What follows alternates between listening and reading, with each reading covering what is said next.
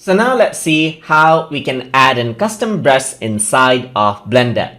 So here you can see that I'm in the sculpting mode of Blender, and if I want to work around with a custom brush, then I can go around onto the brush tool first, and then I can go around over here onto the texture properties on the bottom hand corner.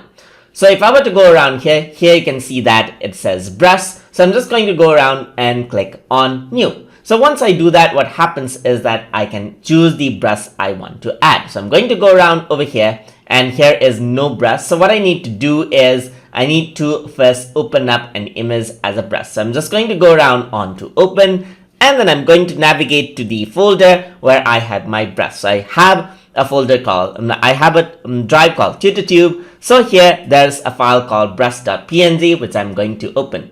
So in this file, there's it's a PNG file, and then you have white and black background. So you got white key and black background all over. So this is what you have.